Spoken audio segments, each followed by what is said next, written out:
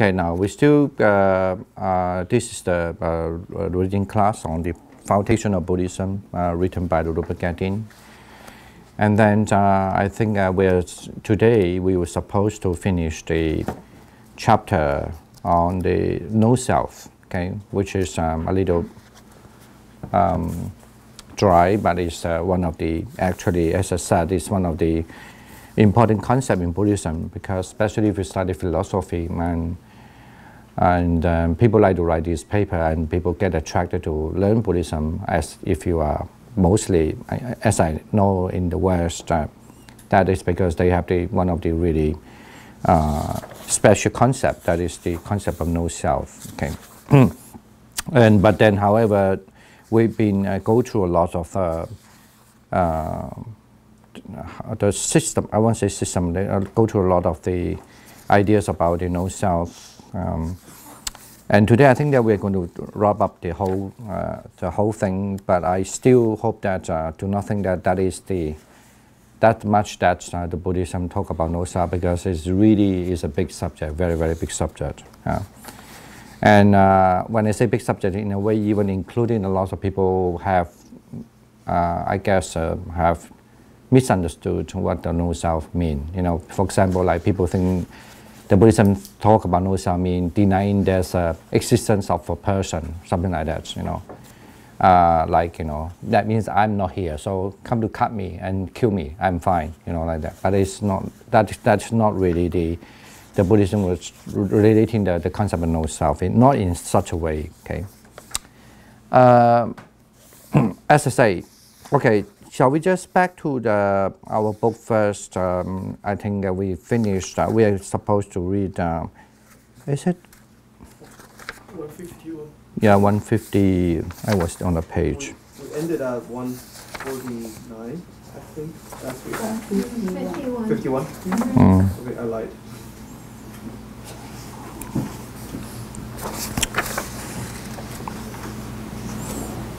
I think we finished the first paragraph of 151. Yeah, we are. So, but we were saying about the Buddha goes to give the following vivid image dependent. Let me see. Shall we have to go through this one? Yeah. I think maybe why not? Just read through it. I guess that's all right. At least, if no question. Do you want to start? Yeah.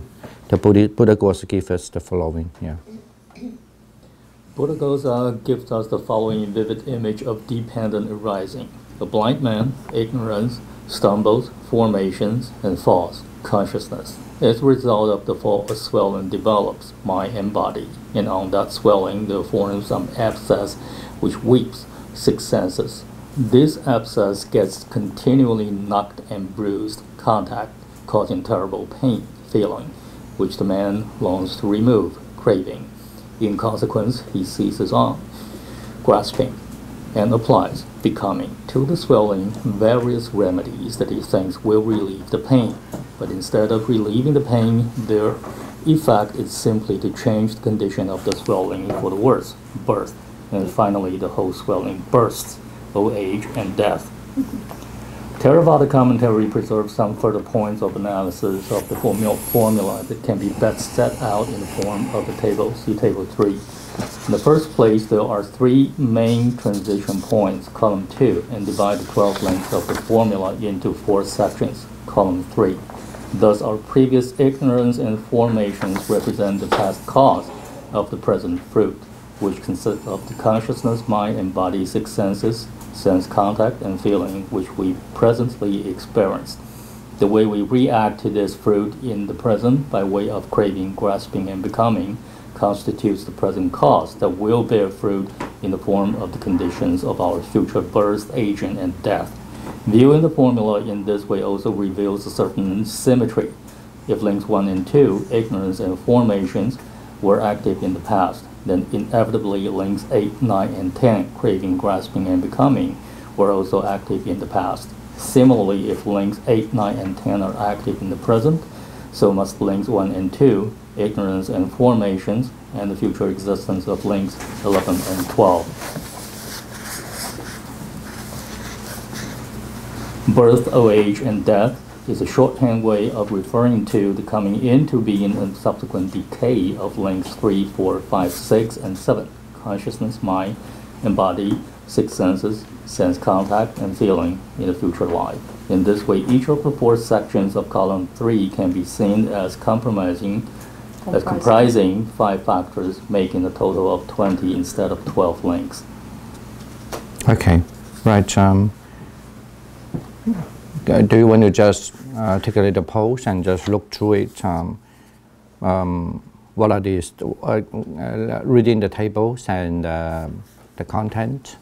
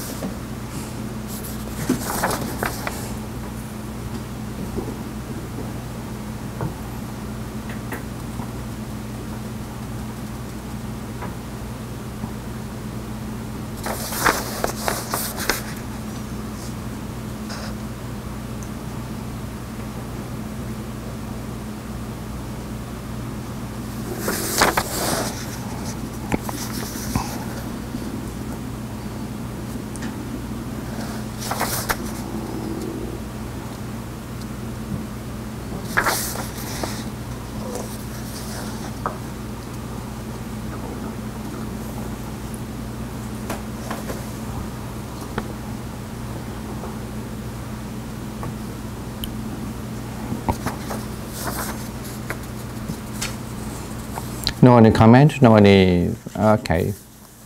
Or we can continue first. So, okay. Next person. So you can read this one. Yeah. Do you want to read next one? The formula of dependent arising states that conditioned by a certain phenomenon, a certain other phenomenon comes into being. The Theravadian tradition analysis in some detail the ways in which a phenomenon can be a condition for another phenomenon by applying a scheme of 24 possible types of condition to each of the 12 links and the detailing which are relevant in each case. Another important point made in the exegetical literature is that although the formula states just one condition for each subsequent link, this should not be taken as suggesting that a single cause is a sufficient condition for the arising of each further link. Each condition is stated as a representative and a significant cause. The Theravada tradition records here as a fundamental axiom the principle that a single cause does not give rise to either a single result or several results, nor do several causes give rise to just one result, but rather several causes give rise to several results. All right, thank you. Okay, I think that's also one of the very important thing they remember. So, even though you might be observing there's a single cause give a several result or single result, but that's just because you look at that thing from one angle. But it's always actually understand there must be many causes that give rise to different results. Yeah, and I think even if you look at the link, maybe even in the link, when you look at the 12 link. You might distinguish that, say that if you say it's due to the ignorance existence, so what we call the conditionality appear or arises. So that, but the ignorances, anyway, even the ignorance itself, how the ignorance arises, and what it is ignorance also can be many causes, also many reasons. It cannot be just one reason. Basically, that's the way you understand it. Anyway, so we can come up later a lot of things, but I have to also say, even though it has been understood in such a way, but sometimes still you can narrow down that I see one cause, but that one cause can give the result of the due to that cause, and then give you one of the result. But that is maybe I always understand that as a kind of more like when you perceive, as I say, from a single angle, from one angle, that when you look at it, and then you can see that. But if you wanted to analyze the whole thing, that sometimes you do find that one cause cannot explain the result of one cause. Sometimes it's very hard to explain the one of the result. Anyway, so just leave that as one of the. I don't ask you to give the answer now, but leave that as one of the questions, because if you study Buddhism, I always said it's best to you have question to begin your search, not that because you were agreeing upon without have a thorough understanding of it, because the Buddhism still always talk about the Dharma, right? That means the fact or the factual thing. So the Dharma, I mean, you can understand as the kind of the real existence of the factual thing. So, all right. But also one thing. Yes. Several causes produces effect, but also in terms of intensity. Some effects can be more predominant than other effects. Yeah. So some effects can be more intense, and the other effects can be more like ripple effects. That's what I find in my own experience, that there is a subtlety of the effects that produces even more subtle effects. It is. So, I mean, that's why I say in that perspective, you could say from one angle you look at a thing. For example, they say that now why I like that thing, right? Say that why I like the cup, this kind of cup. So you could say the result is because of my craving, right? But then actually you could also look at the result. It's not just because you're craving, it's just because your ignorance, not understanding that you've been triggered by the craving, right? So that means, so actually you could say, argue that by understanding that it's my craving or also it's my ignorance, then almost like you have two causes, it's not just one cause, right? But that's what this is my understanding. I mean, that's the reason why when we say that, for example, especially when people have looked at things from a different angle, right? You say that, okay, now a person's driving a car and they got an accident, for example. So you could look at the accident comes because the result of the person losing the mind, doesn't have the mindfulness when he drive, or he was distracted. But then the other maybe look at it, it's maybe he's not necessarily just distracted, but because of the other car is coming to, on a wrong direction or what, so he doesn't know how to respond with that. So for that driver, maybe he would just say, thinking that, so the accident that happened is because I lose my awareness, because I was talking, whatever.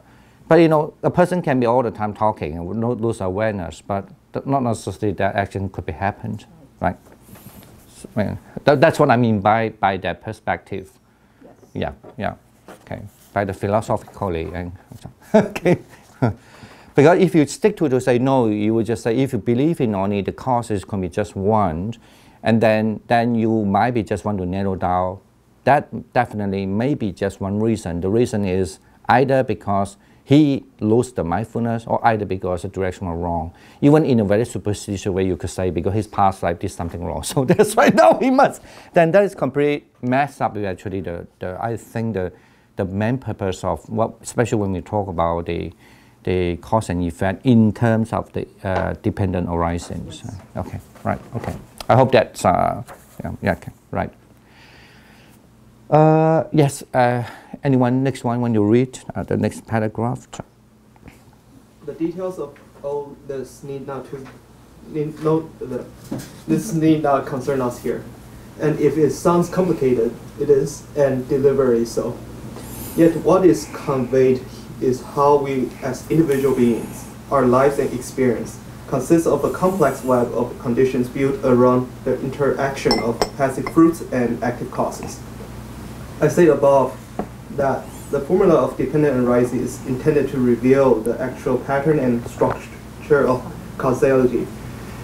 Buddhist thought does not understand causality in terms of similar to, say, Newtonian mechanics, where billiard ball, pool ball, rebound off each other in an entirely predictable manner once the relevant information is gathered. First, the Buddhists attempt to understand the way of causal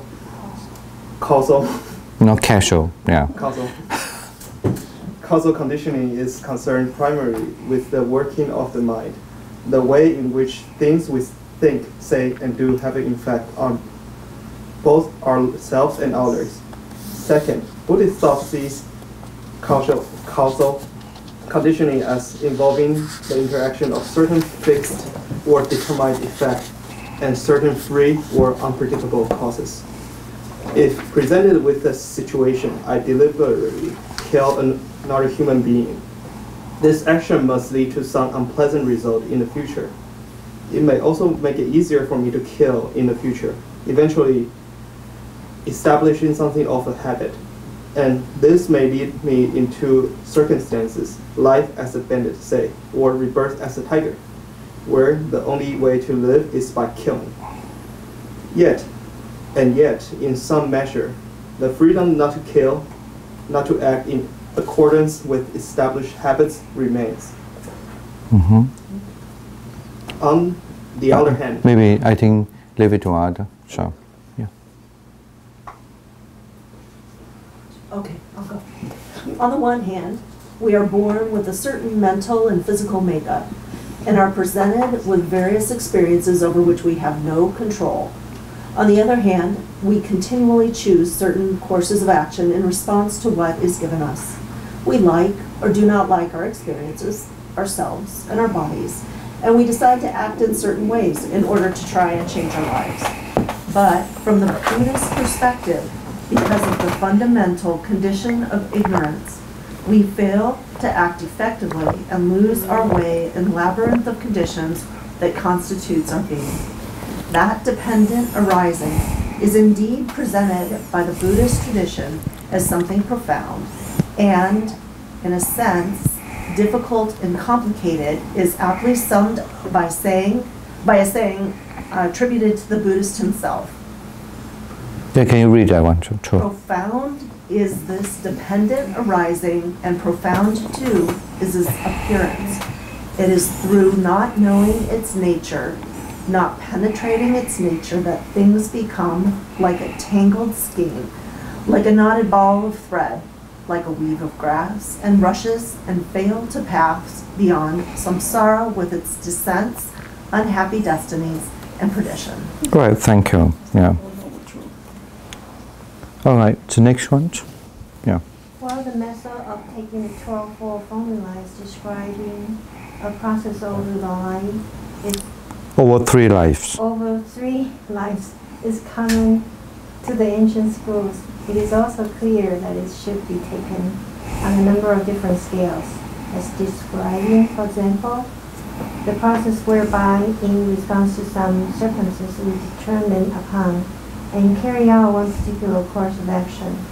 The Abhidhamma tradition of both the Theravadians and Sarvastivadins points out that the formula should also be applied to each moment of consciousness.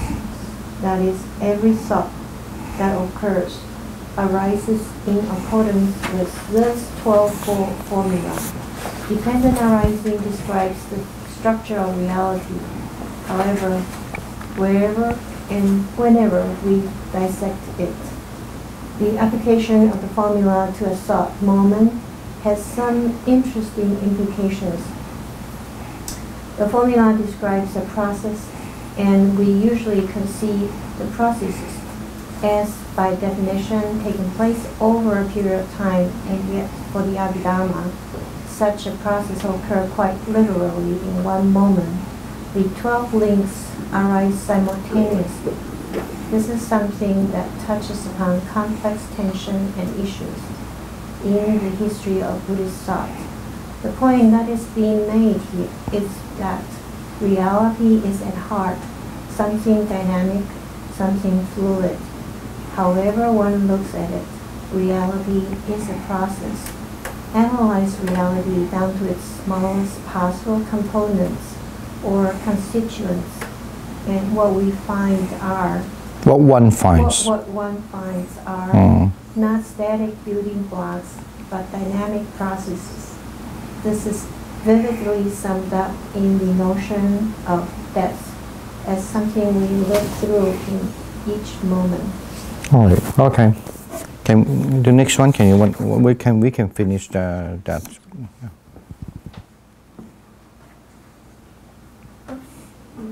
From the standpoint of ultimate truth, the moment of a being's life is extremely short, just the occurrence of a single thought.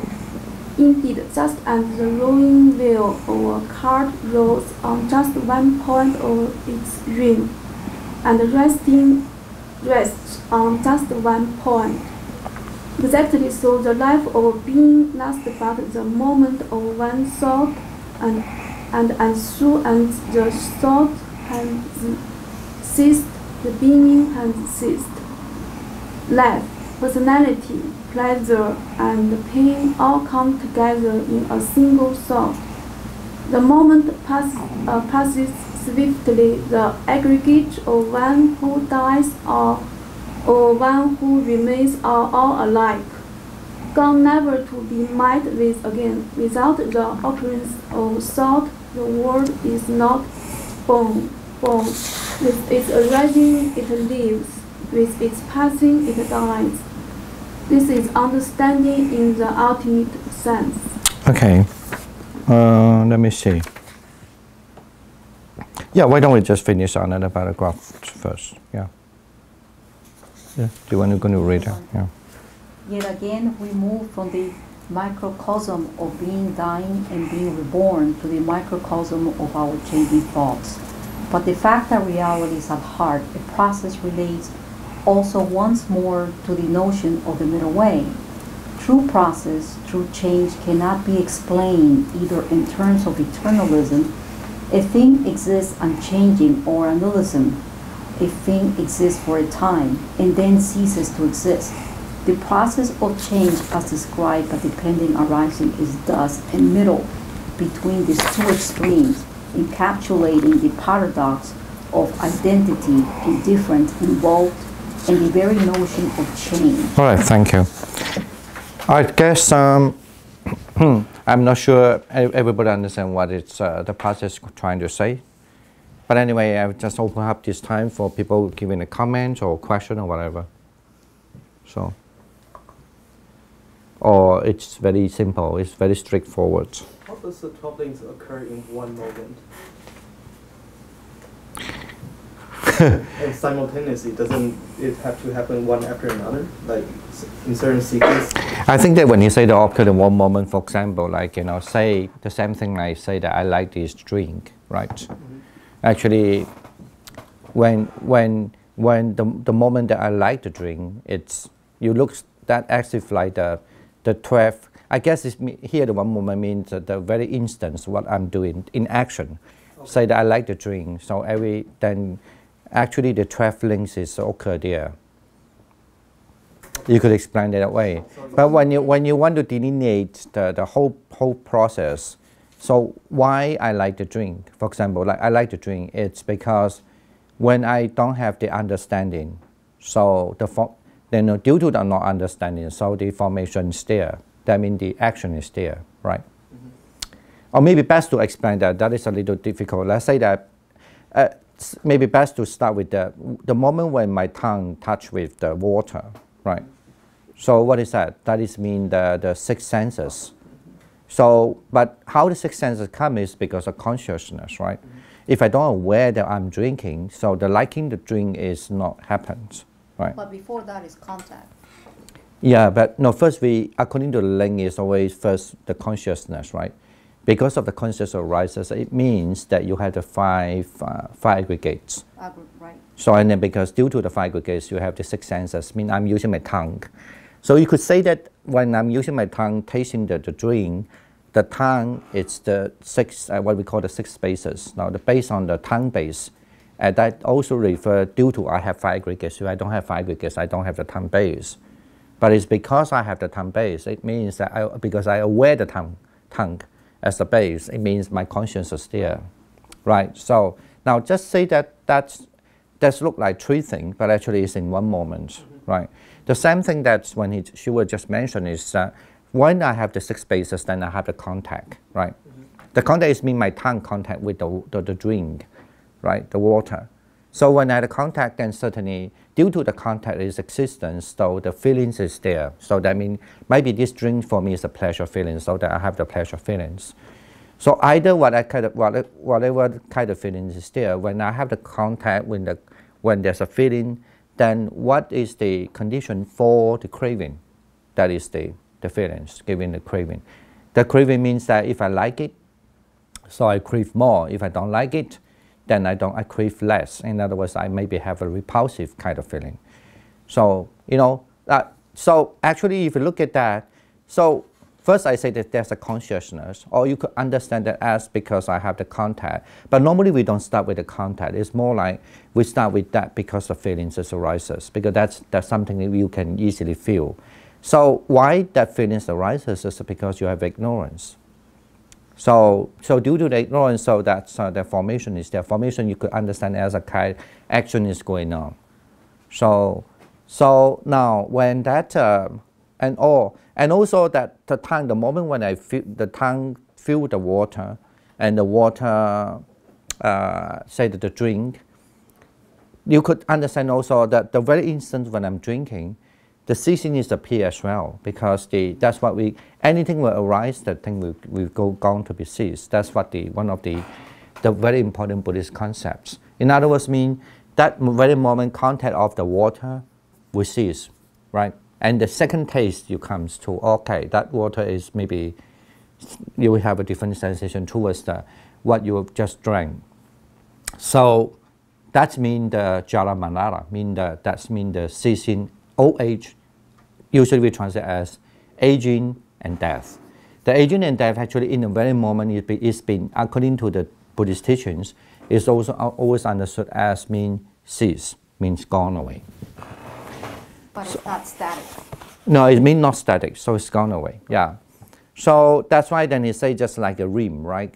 You turn around and around and around. So that's what it means by, in Abhidhamma understanding as that actually when any actions, the very moment of the actions are there, you could understand that the 12th link is, how to say, dynamically, in motion, in motion, yeah. Okay. For example, unless you really trace back, or unless you're really very powerful, almost like you've been trained to notice. This is why this is about meditation. In meditation, so usually and traditionally, so you have to be able to first able to dissect, almost like your 5 aggregates first. Then you, after when you're able to dissect the 5 aggregates, then you started to see how the 5 aggregates they are incorporate in each other. But sometimes you find the incorporations appear, or you could say the incorporation taking place is just a perspective. For example, feeling and the mind and the mind process is just a perspective. You could look at that from the perspective of the feeling, or look at the perspective from the mind actions, or you could look at the perspective of the what we call the cognization or the perception, right? So only when you're really able to dissect and from 5 aggregates into what we call the nama and rupa, that's also what we call the material and immaterial, that means mental part. So this is how only when you're really good at that, then you start to able to discern the 6 spaces and also what we call the 6 objects, right? That's usually we say the 12 ayatana. And then what we call the 12 bases, something we translate. And so forth. And this is more like a direct experience as you're doing. But there's a little argument about this, but I more like stand to that point is only when you're able to observe all these kind of aggregates and or 6 spaces or even the 6 sense, 6 objects, sense objects and so forth, then you somehow start to understand dependent arising. But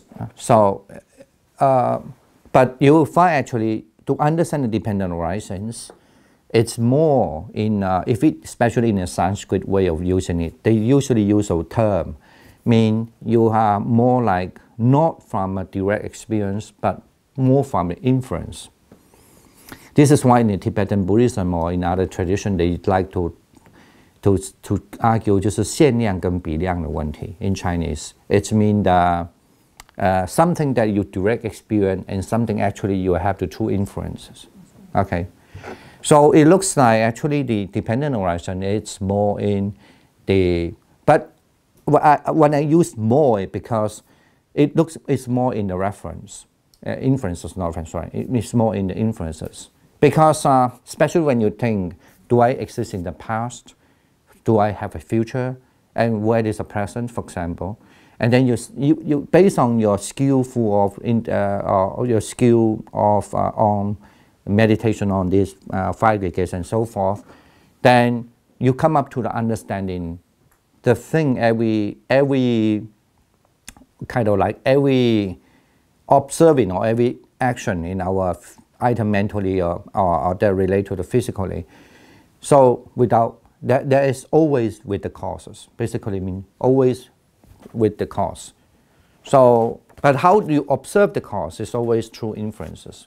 But still there's a little argument because I don't always believe that also that 100% is all inferences because you're still able to actually very moment to observe, let's say, the arising of the craving, the arising of the ignorance, or the ceasing of the craving, the ceasing of the ignorance, or the arising, for example, of the contact and so forth. That moment you could say actually is not inference, but is the direct experience. And there's also the intention. Yeah, yes.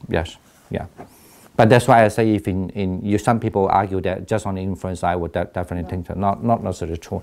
Even though it's actually sound like when you begin with practicing so-called the dependent horizon, you start the inference first because you need to have that kind of mechanical training in your system going on first. And also, I think that the more, the sharper the mindfulness is, the less inference. Then one is able to see it more clearly and more directly.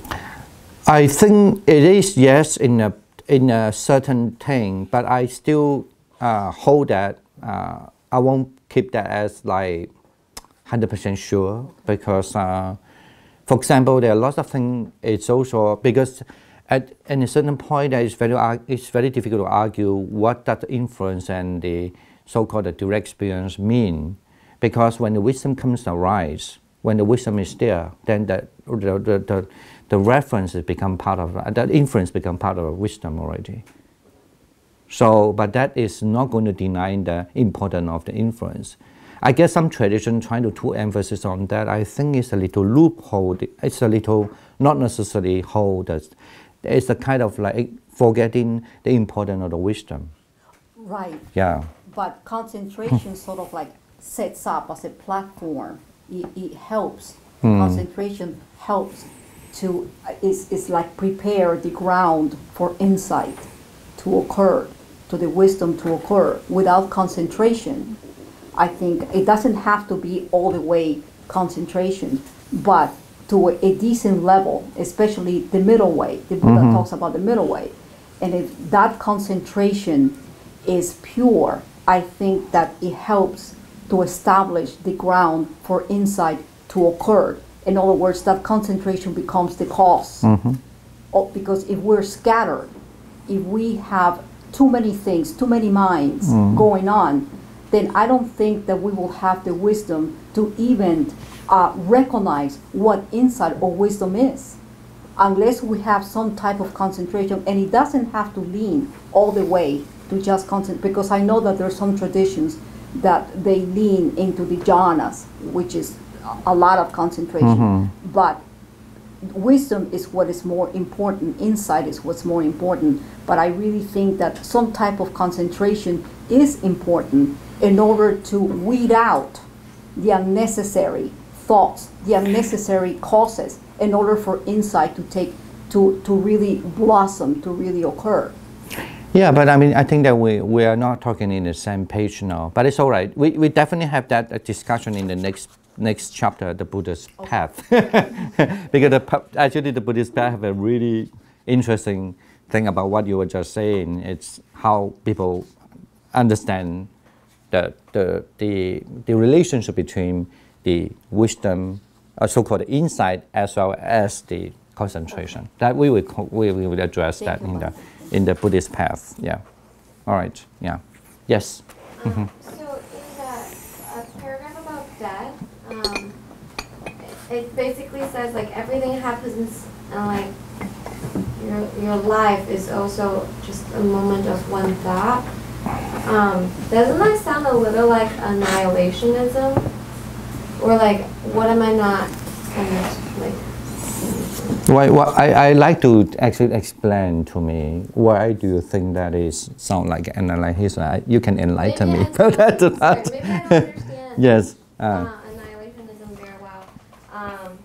I thought from our last class discussion, it's like if you deny the continuous sort of relation. For example, like I'm a being. If I deny the continuous relationship between me, like yesterday and me today, that's kind of annihilation. Yes, that's one perspective. Yeah. And this, like, it's saying like life, personality, everything. It just exists in one thought. So like, if it ceases to exist after the thought, then the next thought is it a different life, personality, everything like. Maybe I'm mixing concepts here, but like. No, really, but I mean, the thought might be ceased, right? So you could say that one thought is ceasing, but the another thought is arising, right? And the other thought or horizon, the other thought horizon is based on your previous thought, right? So it doesn't really. I mean, from that kind of logical understanding, so I don't think that annihilationism can apply on that. Actually, I would say that if you understand the dependent arisings, so you might tend to have more understanding of more like eternalism rather than annihilationism, because in annihilationism is, so you have nothing to do with whatever you've done in the past. I mean, the past could be the past moment even, or whatever in the past. So you are completely different from the others, and you don't have any continuity. So that's the reason why, for example, when the people do not believe in consequences, so it's a kind of concept mean when a person do not believe in consequences mean it's more like an annihilistic kind of view, right? So trigger the persons. So it says like the life of being lasts but the moment of one thought, and as soon as that thought ceased, the being has ceased. It is the being has ceased, but the being has ceased means it's not the eternally ceased. It's that the very moment thought has ceased, that person is ceased. What does that mean? The being has ceased. I think here you could understand the being doesn't mean. I'm not sure, but I think how the self. Yeah. At that moment, himself. You could say the existence itself. Stops. The existence itself is stop. But it is actually maybe that the sentence say that way. Maybe I would, I'm not sure if I want to write that way, but I mean depends on people's way of. I mean that might be more like cultural English expression. But I think what it. I'm not here to discuss that sentence now. Maybe the best to ask the author why you want to write such a way. That's a kind of way he described the thing. But my understanding is basically, actually, if you really look at your thought objectively, you almost feel like you find the process of this thought and the process of other thought is almost like two different thoughts, right? For example, I drink the first time of my tea, that I like it is one other thought. But the second time I don't like it, that's another thought, right? But I mean, if I just narrow down in one very single moment, it looks like these thoughts are nothing to do with the second thought, right? Do you find that? Right, the process of. Do you have this kind of experience? I kind of, yes. Yeah, just like now. Yeah, you can see that. So, but however, that's how when you don't have the close examination, you find the first thought and the second thought, they are not related. So, if you have that way of thinking, that's maybe a lot more like a nihilistic. But however, if you look closely, but your second thought arises, maybe you can argue that there's nothing to do with the first thought, but you cannot argue that actually the thoughts still have some relation for you to arise in the second thought, right? Yeah, I agree with what you're saying. Okay. Like, and maybe I'm just not understanding what they mean by being here. Being means existence. Something being. Existence of what? Like whatever. Whose existence? Maybe a self or a person or the thought of whatever. Society. Complex life system. Everything. Okay. If I Okay, may shit. ask a question, it may or may not Mhm. clarify.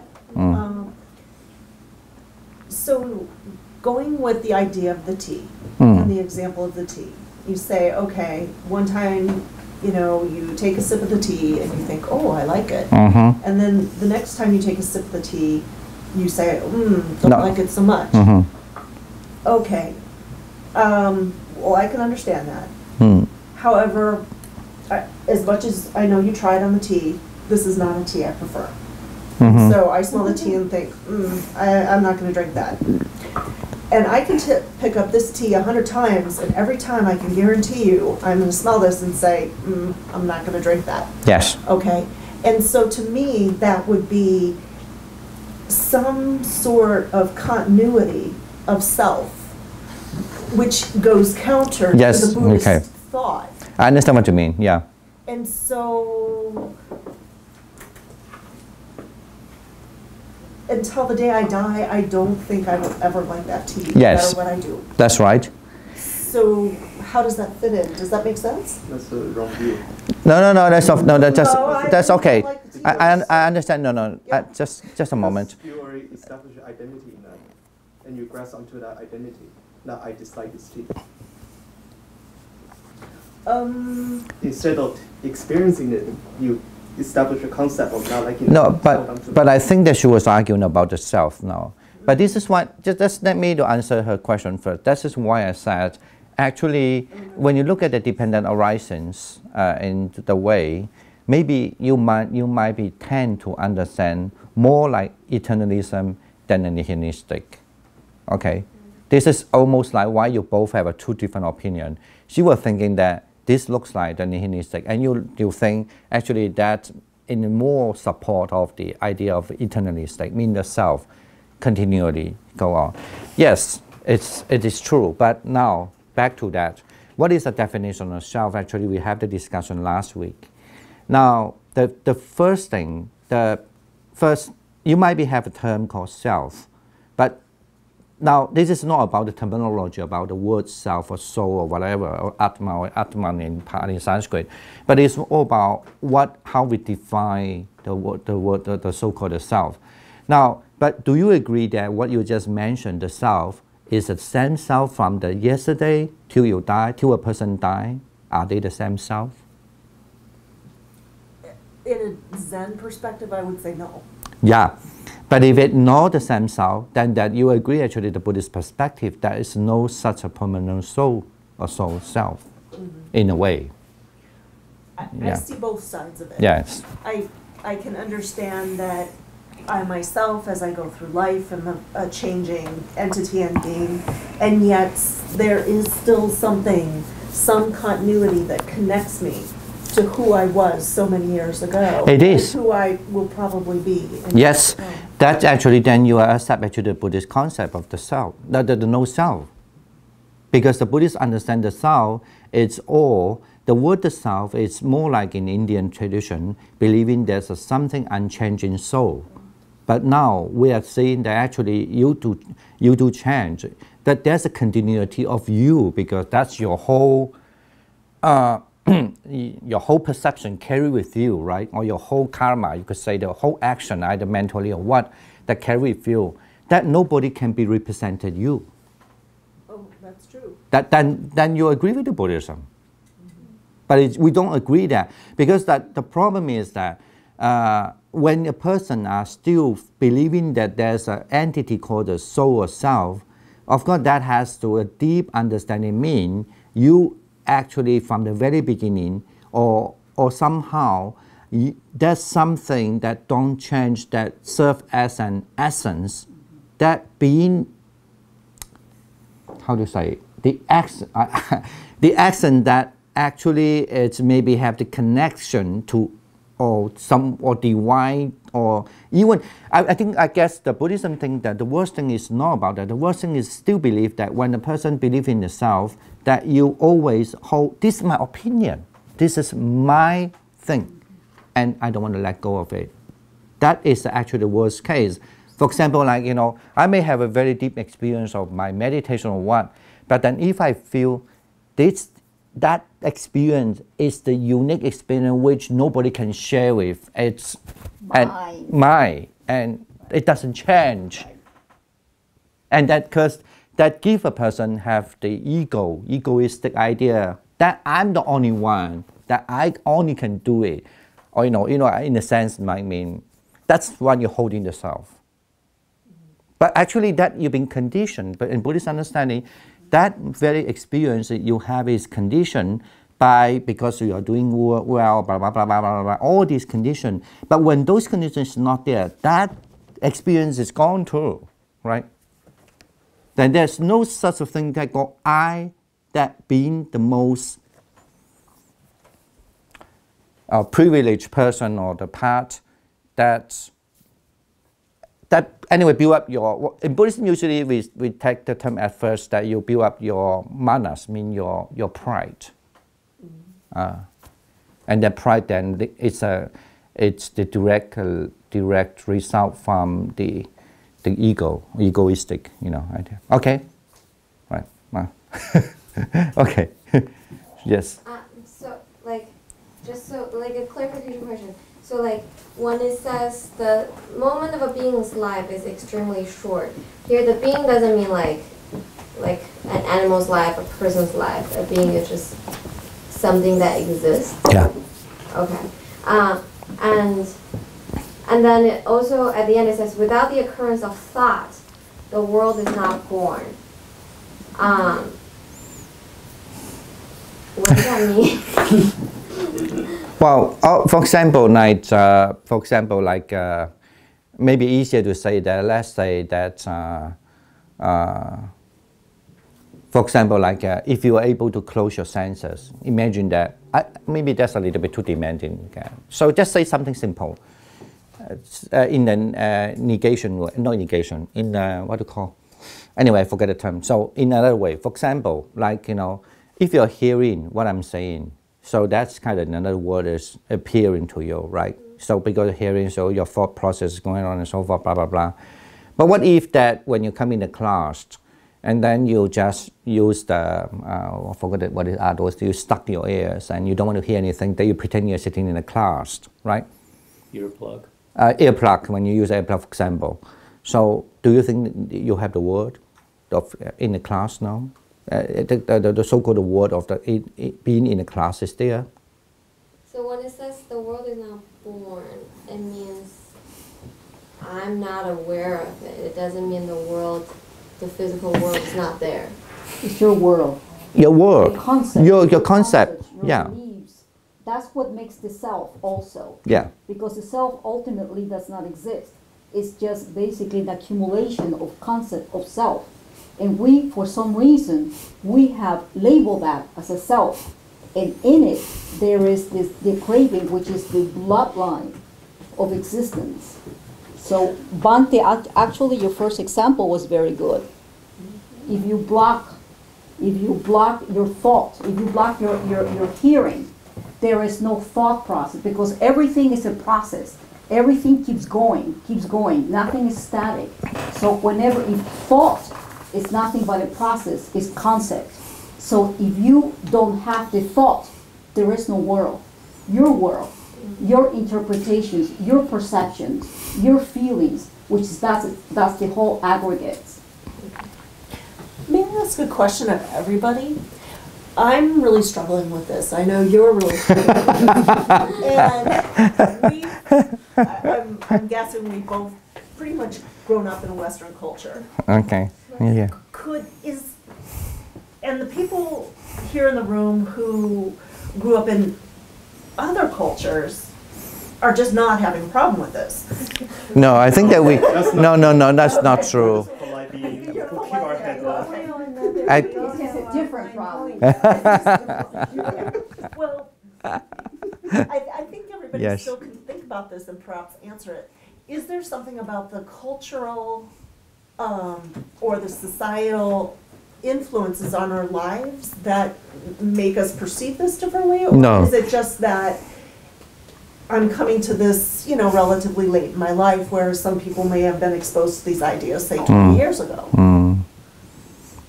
Well, I first answer that. I'm not going to say the question, but I just want to let you know, even people study Buddhism, as I said, this is one of the most difficult subjects for them.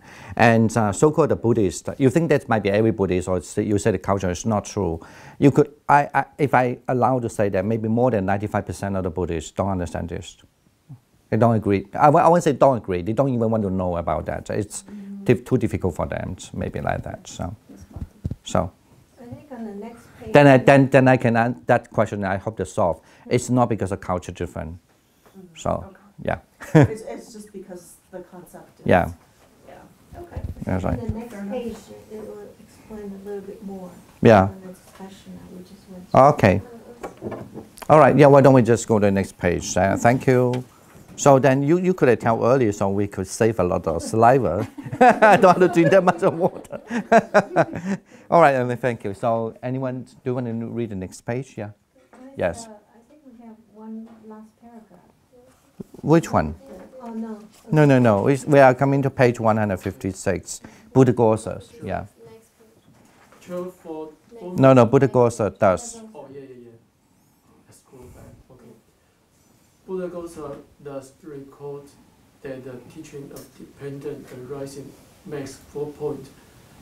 It shows that there is continuity and identity in the process of changing, and thereby denies the view of annihilationism.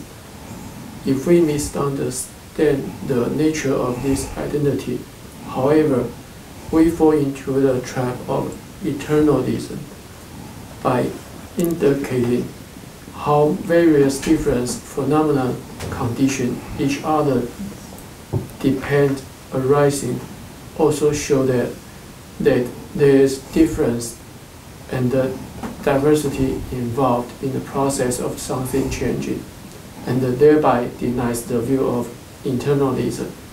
But when this aspect of dependent arising is not correctly grasped, we are drawn to the view of annihilationism.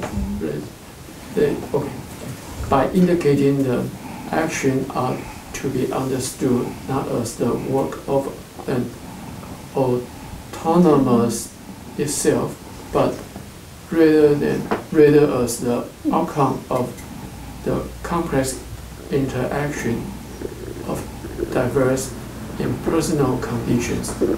The view of selfhood is denied, but an incorrect grasp of this aspect of the teaching can lead to the view that actions are not real and have no moral consequences. Finally, by indicating that appropriate consequences follow from specific causes, both the view that actions are not real and the view of causality is not real are abandoned.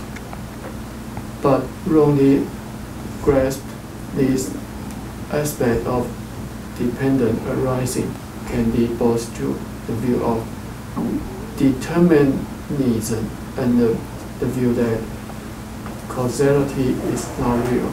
In all this, then, views that see the world as random chaos or as mechanically determined or see individuals as having absolute free will or as having no choice whatsoever and simply being prey to random conditions or fixed destiny are understood as caused by the middle way of dependent arising. All right, thank you.